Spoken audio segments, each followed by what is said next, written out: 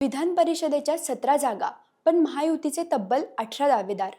कुणाला उमेदवारी मिळाली, कुणाचा पत्ता कट झाला, भाजपने आयात नेत्यांवर का लावला भर आणि या निवडणुकीत नेमकं कोणाचं राजकीय वजन वाढणार?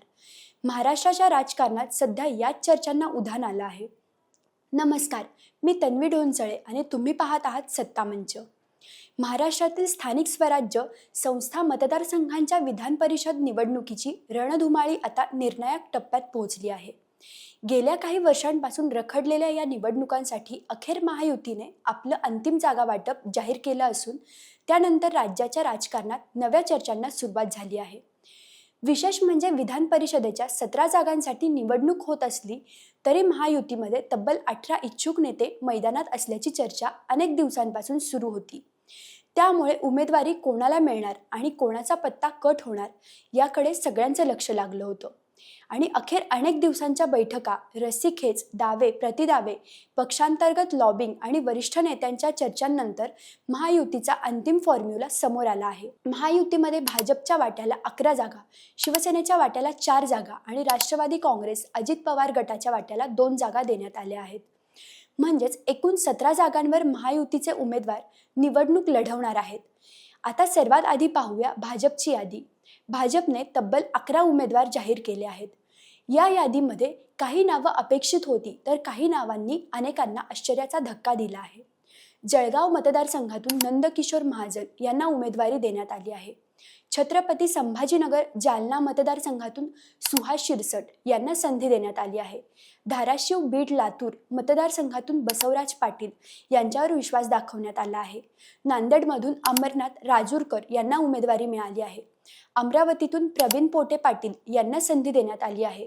नागपूरमधून राजीव पोतदार यांचं नाव निश्चित करण्यात आलं आहे. भंडारा गोंदियामधून अविनाश ब्राह्मणकर यांना उमेदवारी देण्यात आली आहे. वर्धा चंद्रपूर गडचिरोली या महत्त्वाच्या मतदारसंघातून अरुण लखानी यांना मैदानात उतरवण्यात आलं आहे. अहिल्यानगरमधून नुकतेच भाजपमध्ये दाखल झालेले प्राजक्त तनपुरे यांना उमेदवारी मिळाली आहे. सोलापूरमधून राजेंद्र राऊत यांच्यावर पक्षाने विश्वास दाखवला आहे. तर सातारा सांगली मतदारसंघातून धैर्यशील कदम यांना उमेदवारी देण्यात आली आहे. भाजपच्या या यादीत सर्वाधिक चर्चा होत आहे ती प्राजक्त तनपुरे यांच्या नावाची. कारण काही दिवसांपूर्वीच त्यांनी राष्ट्रवादी काँग्रेस शरद पवार गटाला रामराम ठोकत भाजपमध्ये प्रवेश केला आणि प्रवेशानंतर लगेच त्यांना विधान परिषदेची उमेदवारी मिळाली. त्यामुळे हा प्रवेश केवळ पक्षांतर नव्हता तर त्यामागे मोठं राजकीय गणित असल्याची चर्चा आता रंगू लागली आहे.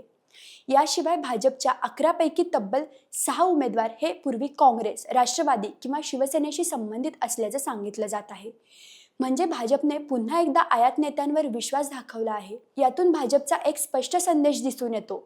ज्या भागात स्थानिक प्रभाव असलेले नेते इतर पक्षातून भाजपमध्ये आले आहेत त्यांना थेट संधी देऊन त्या भागात संघटन अधिक मजबूत करण्याचा प्रयत्न केला जात आहे. आता पाहूया शिवसेनेची यादी. मुख्यमंत्री एकनाथ शिंदे यांच्या नेतृत्वाखाली शिवसेनेच्या वाट्याला 4 जागा आल्या आहेत. ठाणे मतदारसंघातून रवींद्र फाटक यांना उमेदवारी मिळाली आहे. नाशिकमधून नरेंद्र दराडे यांना संधी देण्यात आली आहे. परभणी हिंगोली मतदारसंघातून सईद खान यांना उमेदवारी जाहीर करण्यात आली आहे. तर यवतमाळमधून दुष्यंत चतुर्वेदी यांना मैदानात उतरवण्यात आलं आहे. या यादीत सर्वाधिक चर्चा सईद खान यांच्या नावाची होत आहे. कारण शिवसेनेने अल्पसंख्याक समाजाला प्रतिनिधित्व देण्याचा प्रयत्न केल्याचं राजकीय विश्लेषक सांगत आहेत. एकनाथ शिंदे यांनी निवडलेली ही रणनीती आगामी स्थानिक आणि विधानसभा राजकारणाच्या दृष्टीने महत्त्वाची मानली जात आहे. आता राष्ट्रवादी काँग्रेस, अजित पवार गटाबद्दल बोलायचं झालं तर त्यांच्या वाट्याला 2 जागा आल्या आहेत. पुणे मतदारसंघातून विक्रम काकडे यांना उमेदवारी देण्यात आली आहे. तर रायगड, रत्नागिरी, सिंधुदुर्ग या कोकण विभागातील महत्त्वाच्या मतदारसंघातून अनिकेत तटकरे यांना उमेदवारी देण्यात आली आहे. अनिकेत तटकरे यांची उमेदवारी आधीपासूनच जवळपास निश्चित मानली जात होती. कारण कोकणात तटकरे कुटुंबांचं राजकीय वर्चस्व मोठं मानलं जातं. त्यामुळे त्यांच्या नावाची घोषणा ही फारशी आश्चर्यकारक नव्हती. पण पुण्यात विक्रम काकडे यांना संधी मिळणं हे अनेकांच्या दृष्टीने महत्त्वाचं ठरलं आहे. आता या संपूर्ण जागा वाटपाकडे राजकीय दृष्टिकोनातून पाहिलं तर काही गोष्टी स्पष्टपणे समोर येतात. पहिली गोष्ट म्हणजे महायुतीने अंतर्गत मतभेद सार्वजनिक होऊ दिले नाहीत. अनेक ठिकाणी एकाच जागेसाठी 2-2, 3-3 इच्छुक होते.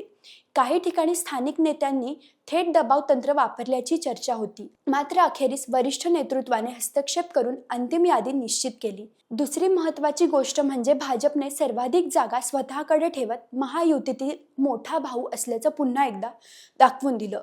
11 जागा भाजपकडे, 4 शिवसेनेकडे आणि फक्त 2 जागा राष्ट्रवादीकडे गेल्या.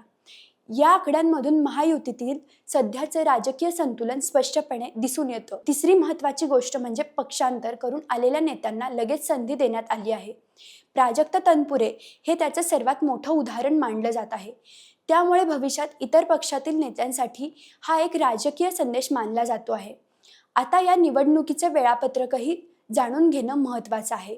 25 मे रोजी निवडणुकीची अधिसूचना जारी करण्यात आली. 1 जून हा उमेदवारी अर्ज भरण्याचा अंतिम दिवस आहे. 2 जून रोजी अर्जाची छाननी होणार आहे. 4 जून रोजी अर्ज मागे घेण्याची अंतिम मुदत असणार आहे. याच दिवशी नेमकं चित्र स्पष्ट होईल. किती जागा बिनविरोध होणार, कुठे थेट लढत होणार आणि कुठे बंडखोरी होण्याची शक्यता आहे हे त्यानंतर समोर येईल. 18 जून रोजी सकाळी 8 ते दुपारी 4 या वेळेत मतदान होणार आहे आणि 22 जून रोजी मतमोजणी होऊन निकाल जाहीर केले जाणार आहेत. इथे एक गोष्ट समजून घेणं महत्त्वाचं आहे. विधान परिषदेच्या स्थानिक स्वराज्य संस्था मतदारसंघातील निवडणुका या सर्वसामान्य मतदार थेट मतदान करून ठरवत नाहीत. महापालिका, जिल्हा परिषद, नगरपालिका आणि इतर स्थानिक स्वराज्य संस्थांमधील निवडून आलेले सदस्य मतदान करतात. म्हणूनच या निवडणुकांमध्ये पक्षांचं स्थानिक नेटवर्क, नगरसेवक सदस्य आणि संघटनात्मक ताकद खूप महत्त्वाची ठरते. याच कारणामुळे सर्वच पक्ष या निवडणुकीला प्रतिष्ठेची लढाई मानत आहेत.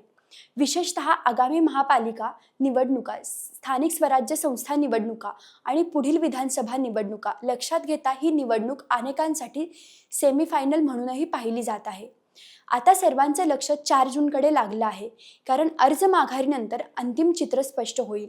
काही ठिकाणी बंडखोरी होते का? काही नाराज नेते अपक्ष म्हणून मैदानात उतरतात का?